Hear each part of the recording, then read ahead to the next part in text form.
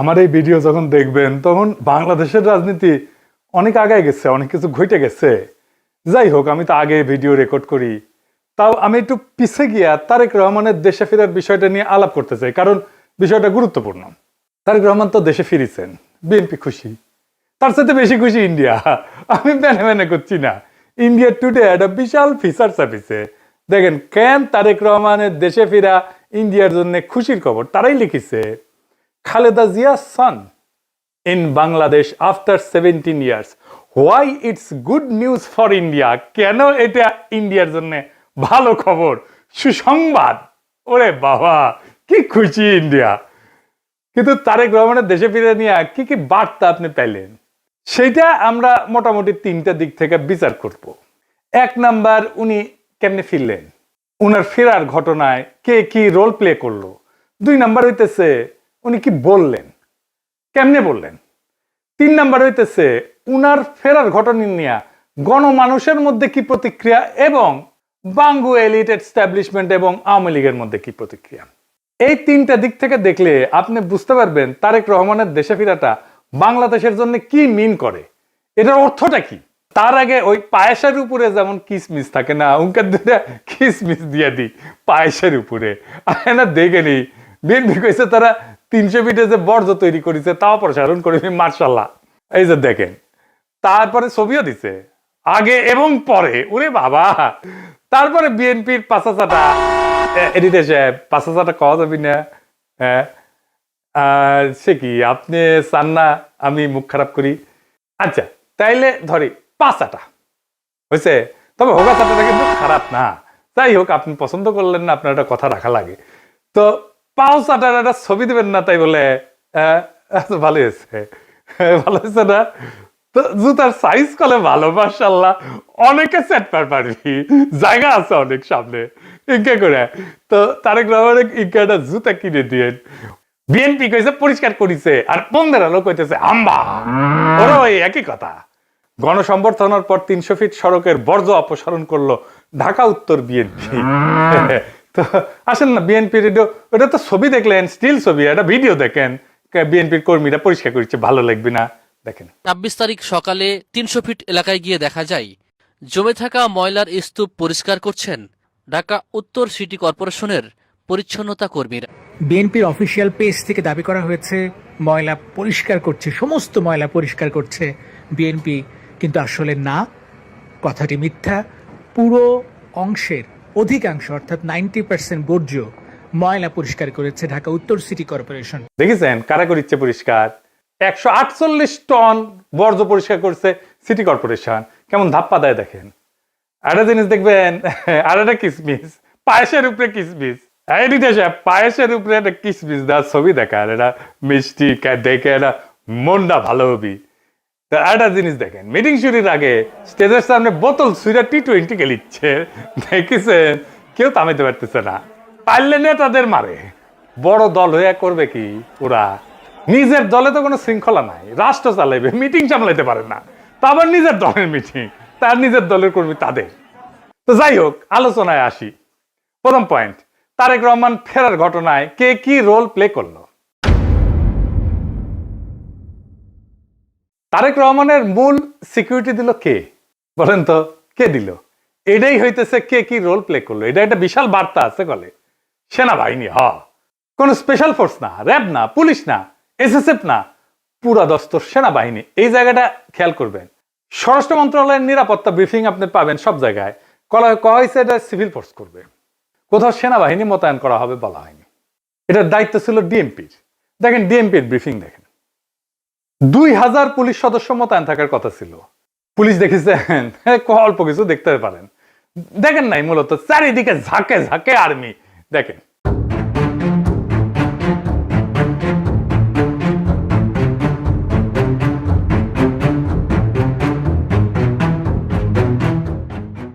বাংলাদেশে কেউ কখনো এরকম নজিরবিহীন নিরাপত্তা পায় নাই, বাংলাদেশের ইতিহাসে পায় নাই, কোন রাষ্ট্রপ্রধান পায় নাই।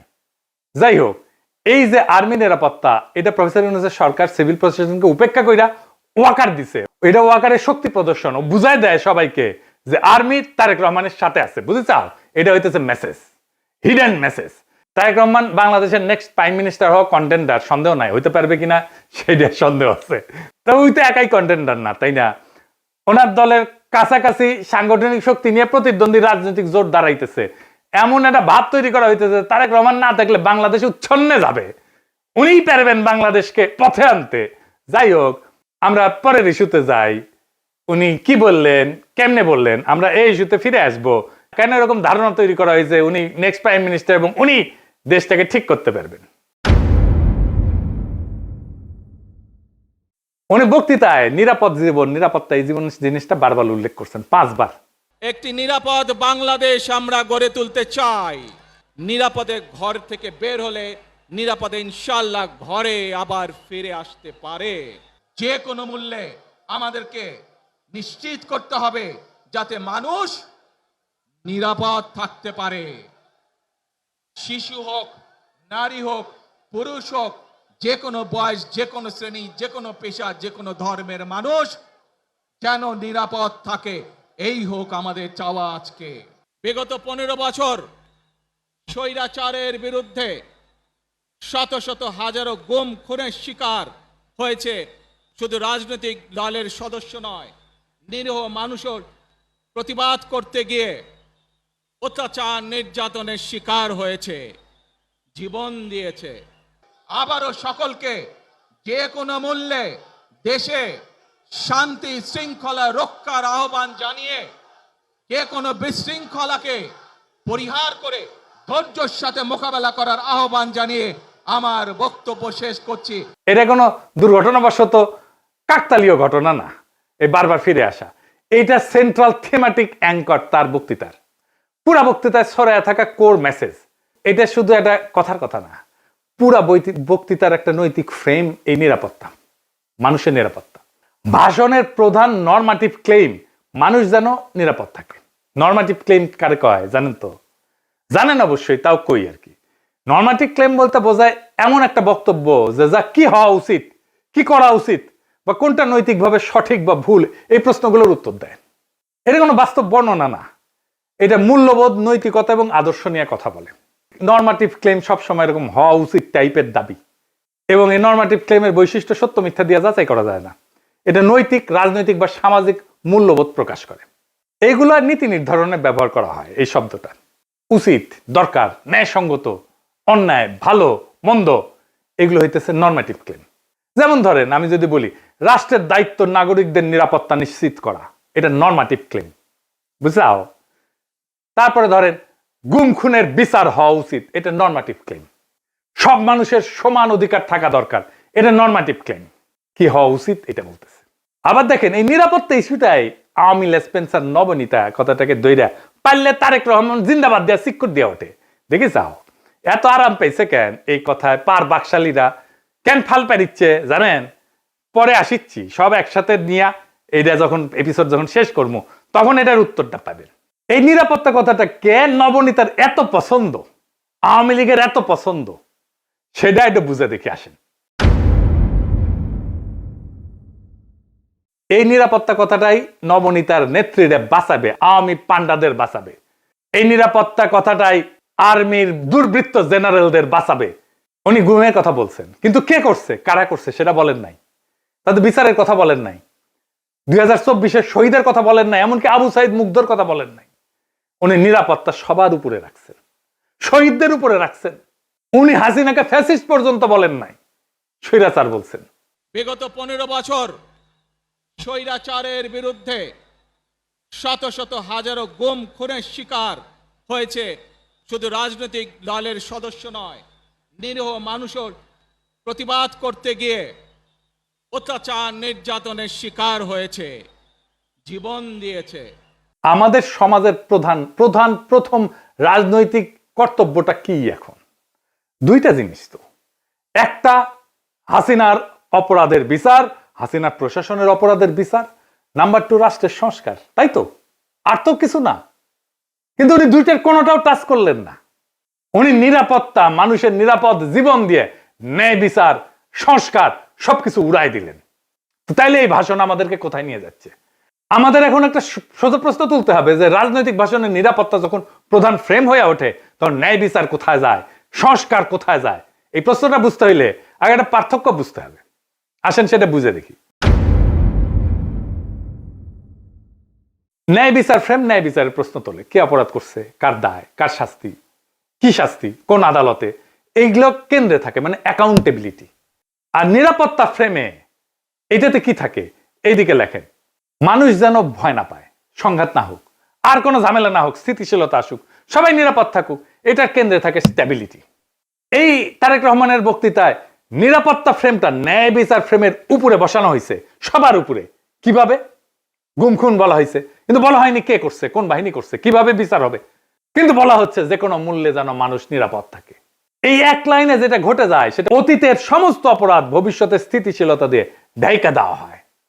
বিচারের বদলে স্ট্যাবিলিটি, জাস্টিসের বদলে শান্তি, এটাই জাস্টিস, ন্যায় বিচার, বিচারকে ডিনাই করার কৌশল। বিচার সংস্কার এটা যদি কেন্দ্রীয় কথা হইতো, তাইলে বিচার, দায়, ট্রাইব্যুনাল, সংস্কার এগুলোই মূল বক্তব্যের বিষয় হতো, বারে বারে আসতো। কিন্তু এখানে আসছে মানুষ যেন নিরাপদ থাকে, মানে ন্যায় বিচার পরে, নিরাপত্তা আগে। নিরাপদ থাকবে কেমনে? যে অপরাধগুলো হয়েছে সেটার বিচার না হলে নিরাপত্তা কোত্থেকে আসবে? এটা ইচ্ছা করে করছে? হ্যাঁ, ইচ্ছা করে করছে। ন্যায় বিচার বললে ওয়াকার ডরাইবে, ন্যায় বিচার বললে পুলিশের দুর্বৃত্ত পুলিশ অফিসাররা ডরাইবে, ন্যায় বিচার বললে হাসিনা ডরাইবে, আওয়ামী লীগ ডরাইবে। এই নিরাপত্তা ফ্রেমের ভেতরে কি আছে জানেন? এই নিরাপত্তা ফ্রেমের মধ্যে লুকায় আছে আওয়ামী লীগের দায় মুক্তি। কোন আইন করে ক্ষমা না, কিন্তু বিচার না হওয়া। আইন করে ক্ষমা করবে না, কিন্তু বিচারই করবে না। কারণ গুম খুন আছে, দায়ী তো কেউ নাই, কে করছে সেটা তো বলে নাই।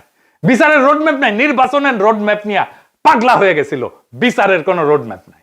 যত সময় যাবে অপরাধগুলো ঝুলে যাবে না? এই কারণেই তরুণেরা, তরুণদের রাজনৈতিক দল এনসিপি বিএনপির সাথে নাই। কারণ তরুণরা তো জানতে চাইবে কে করলো, কেন করলো, শাস্তি কি। নিরাপত্তার ফ্রেম তারেক রহমানের এই উত্তর দেবে না। বিএনপি আর তার বুদ্ধিজীবীরা বুঝতেই পারতেছে না, ন্যায় বিচারকে পিছাই দিলে ভবিষ্যতের বড় রাজনৈতিক সংকট তৈরি হয়। মানুষ যখন বিচারহীনতা দেখবে নিজের হাতে আইন তুলে নেবে। আর শেষ বিচারে তো বিচারহীনতা কোনো ইনসাফ না। যে রাজনৈতিক দল ন্যায় বিচারকে স্থিতিশীলতার নামে পিছায় দেয়, সে একদিন স্থিতিশীলতাকেই হারায় ফেলবে। আর একটা বিষয় হইতেছে, উনি বক্তা হিসেবে ভালো না, মানে নো অফেন্স, উনি বক্তা হিসেবে ভালো না। উদ্দীপনামূলক বক্তব্য উনি দিতে পারেন না।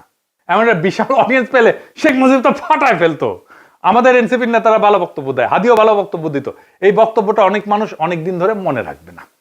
এই বক্তব্য অনেক দিন অনেক মানুষ মিলে শুনবে, এটা হবে না। এইবার আসেন দেখি ওনার ফেরার ঘটনা নিয়ে গণমানুষের মধ্যে প্রতিক্রিয়া কি। আমরা তো আগে বুঝলাম এই সমাবেশ কোনো বড় উদ্দীপনা জাগাইতে পারে নাই মানুষের মধ্যে, কিন্তু মিডিয়া যা হাইপ তুলছে তা বিস্ময়কর। এমন তেলাইতেছে, তারে মার্টিন লুথার কিং বানাই দিছে। এমন তেলাইতেছে তারেক রহমানকে যে তারেক রহমান ভবিষ্যতের প্রধানমন্ত্রী কইয়া পরিচয় করাইতেছে। এটা দেখা খুবই বিরক্তিকর। মিডিয়া হাইপ তুলছিল 2004 সালে ভারতীয় লোকসভা নির্বাচনে, ইন্ডিয়া শাইনিং কইয়া বিজেপি নির্বাচনে নামছিল, গোহারা হারিছে। হিলারি ক্লিন্টনকেও মিডিয়া একদম হাইপ তুলছিল 2016 সালে, গোহারা হারছে ট্রাম্পের কাছে। ব্রেক্সিটেও প্রেডিকশন ছিল ব্রিটেন ইউরোপিয়ান ইউনিয়নে থাকবে, থাকে না। এটা মিডিয়ার প্রেডিকশন ছিল। মিডিয়া ফ্রেম করতেছে তারেক রহমানকে ভবিষ্যতে প্রাইম মিনিস্টার হিসেবে, এটা হবে বিএনপির জন্য ডিজাস্টার। ঐতিহাসিকভাবে প্রমাণিত যে জনগণ মিডিয়ার ভুল বা বায়াস প্রেডিকশনকে কেবল ভুল হিসাবে পাঠ করে না, তারা এটাকে ম্যানিপুলেশনের চেষ্টা হিসেবে বোঝে। 2016 সালের নির্বাচনের পরে পিউ রিসার্চ সেন্টার ধারাবাহিক জরিপ করছিল, এখানে বলতেছিল যে মিডিয়া ট্রাস্ট কনজারভেটিভদের মধ্যে এইটা ইতিহাসের সবচেয়ে নিচে নামে আসছে। মিডিয়ার ট্রাস্ট, মিডিয়ার বিশ্বাস। এবং অনেক তথ্যদাতা সরাসরি বলছে যে মিডিয়া আমাদেরকে বলার চেষ্টা করছে যেটা হবে, এবং তারা ভুল বলছে। এটাকে এজেন্ডা সেটিং হিসেবে মানুষ দেখে, মিডিয়া কভারেজ হিসেবে দেখে না। ফুকুয়েটারে বলছিল যখন জ্ঞান বর্ণনা না করে মিডিয়া নির্দেশ দিতে চায় জনগণকে, তখন তা ক্ষমতায় রূপ নেয়। তারা তারেক রহমানের ক্ষমতা তৈরি করতেছে, মিডিয়া ক্ষমতা, ভার্চুয়াল ক্ষমতা তৈরি করতেছে। আর হান্না আন্ড্রেড বলছিল যে এমন ক্ষমতা জনগণ নীরবে সহ্য করে না, সে প্রত্যাখ্যান করে। তাই বহু নির্বাচনে আমরা দেখি জনগণ ব্যালট ব্যবহার করে কেবল কোন প্রার্থীর বিরুদ্ধে না, ভবিষ্যতে আগেই লিখে রাখা মিডিয়া ন্যারেটিভের বিরুদ্ধে প্রতিশোধ নেয়। বাংলাদেশের জনগণ এই যে তারেক রহমান আগামীর প্রধানমন্ত্রী, এই মিডিয়া ন্যারেটিভের বিরুদ্ধে প্রতিশোধ নেবে, লিখে রাখতে পারেন আজকের কথা। তারপরে ধরেন পাবলিকের যা হয়রানি হয়েছে দেখেন একটু। দেখেন কি পরিমাণ লোক এয়ারপোর্ট থেকে সবাই লাগেজ মাথায় করে কিন্তু বের হচ্ছে। দেখেন, আপনারা দেখলে অবাক হয়ে যাবেন যে শত শত না হাজার হাজার লোক আটকে পড়েছিল, যারা প্রবাস থেকে বাংলাদেশে আজকে আসছে বা কালকে রাত্রে যারা আসছে বের হয়ে যেতে পারছে, আজকে যারা আসছে সহজে কিন্তু সকালবেলা বের হতে পারে নাই। এখন তারেক রহমান সাহেব বের হয়ে গেছে, সবাইকে বের হওয়ার ব্যবস্থা করছে এবং সবাই বের হয়ে যাচ্ছে। আর একটা হয়রানি দেখেন পাবলিক কি করছে।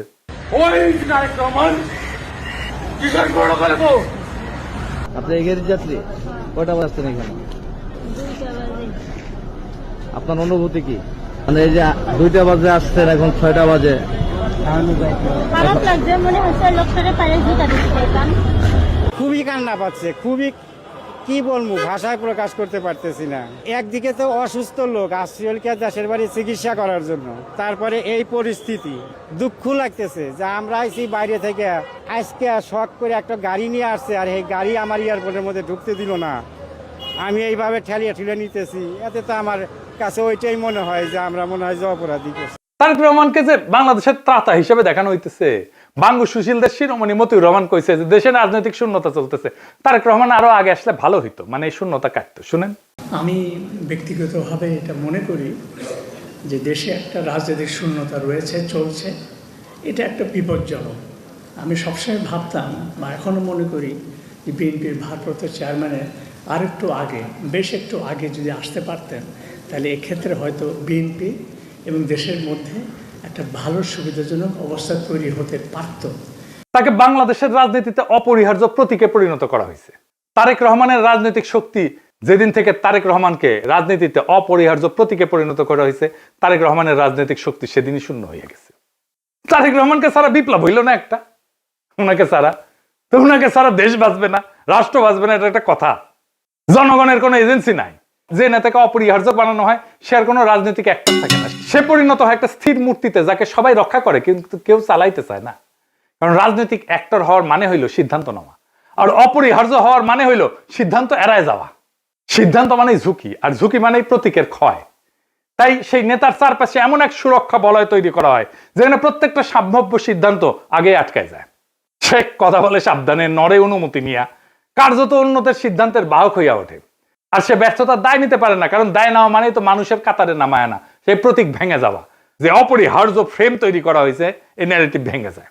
ফলে রাজনীতি ব্যক্তির হাত ধরে আগায় না, ওই ব্যক্তিকে ঘিরে জমে থাকে, জমাট হইয়া থাকে। তারেক রহমান কোনো সিদ্ধান্ত নিতে পারতেছে না, আমি দেখাই দেবো সিদ্ধান্ত নিতে পারতেছে না, ওটা আমি দেখাই দেবো এই কয়েকদিনের মধ্যেই। এই অবস্থায় নেতার উপস্থিতি শক্তির চিহ্ন না, বরং স্থবিরতার প্রমাণ। অপরিহার্য নেতা মানে শক্তিশালী নেতা না, অপরিহার্য নেতা মানে এমন একজন যাকে ব্যবহার করা যায় না, শুধু পাহারা দেওয়া যায়। তাই দেখতেছেন না, খালি পাহারা আর পাহারা, নজিরবিহীন পাহারা। এত পাহারা বাংলাদেশের ইতিহাসে কেউ পায় নাই। উনি কিচ্ছু করতে পারবেন না, রাজনীতি তো দূর কি বাদ, কিছুই করতে পারবেন না। আর বড় দল কিন্তু চিপসের প্যাকেটের মতো বেশিরভাগই বাতাস, মিচিয়ানা চিপস। দলের প্রধান নেতা আসবে, মির্জা ফখরুল বলল তারেক রহমান যেদিন আসবে সেদিন দেশ যেন কাঁপে ওঠে, কাঁপুনি দেবে। আমি আপনাদেরকে জানাতে চাই, নেতা যেদিন আমাদের আসবেন, যেদিন বাংলাদেশে পা দেবেন, সেদিন যেন সমগ্র বাংলাদেশ কেঁপে উঠে। বন্ধুগণ, এই কাপাকাপি করতে গিয়া একটা প্রোগ্রাম নিছে, পঙ্গু হাসপাতালে আহত জুলাই যোদ্ধাদের দেখতে যাবে তারেক রহমান। আসার পরে দেখা গেল পঙ্গু হাসপাতালে জুলাই যোদ্ধা নাই, একজনও নাই। এটা কারোই মাথায় আসেনি, তারেক রহমানেরও মাথায় আসেনি যে ওখানে আসলে কেউ আছে। 3টা না 4টা প্রোগ্রাম তো কয়দিনে, তাই না? এতদিন ধরে প্রস্তুতি নিচ্ছে। আচ্ছা, জুলাই যোদ্ধা কে কে আছে? উনি গেলে কোন ওয়ার্ডে যাবেন, কার সাথে দেখা করবেন, কি নিয়ে যাবেন, কোনো পরিকল্পনা নাই। এই হইতেছে রাষ্ট্র ক্ষমতায় যাবে যে দল, সেই দশের প্ল্যানিং দেখেন। রাজনীতি আগাইলো, ওনারা তো কাঁপাইতে চাইতেছেন, রাজনীতি করতে চাইতেছেন না, স্পেকটাকাল দেখাইতে চাইতেছেন। পলিটিক্যাল লিডারের স্পেকটাকাল হইতেছে তার বক্তৃতা, তার রাজনীতি। কত লোক দেখতে আসছে জনসভায়, কত লোক হাজির হয়েছে, এটা স্পেকটাকাল না। কাঁপায় দিছে কিনা, এটা পলিটিক্যাল স্পেকটাকাল না। আর পাবলিক সাফারিংস, এইটার জন্য কি পাবলিক সাফারিংস হয়েছে? তাহলে ফাইনালি ওনার যে এই হোম কামিং, দেশে ফিরে আসা, এর পিছনে আসলে কি? এইটা হইতেছে এক ত্রিভুজ প্রেমের লম্বা কাহিনী। ত্রিভুজ প্রেম করলে এটা ঠিক জমে না, অন্য কিছু কইলে ভালো হইতো, আর একটু দুষ্টু কথা কইলে ভালো হইতো, আমি আর কইব না ওইটা। তো যাই হোক, বুঝাই দিয়েছেন কি কইতে চাইতেছি আর কি, বুঝছাও তো। মানে ত্রিভুজ প্রেমে তো একজনের ছেঁকা খাইতে হয়, এটি না, এটি 3জনই মজা পায় আর কি, বুঝছাও। তো যাই হোক, তো এই ত্রিভুজ প্রেমের 3 অ্যাক্টর হইতেছে ওয়াকার, এডিটর সাহেব, এটা ত্রিভুজ আকার, এটা ওয়াকার একদিকে বিএনপি আর ইন্ডিয়া।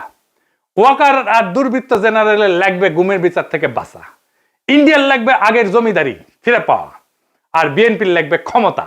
এই 3 শক্তি এক হইছে, একজনকে আর একজনের লাগবে। ওয়াকারের বিএনপি আর ইন্ডিয়াকে লাগবে, বিএনপির ওয়াকার আর ইন্ডিয়াকে লাগবে, আর ইন্ডিয়ার ওয়াকার আর বিএনপিকে লাগবে। কি মজা!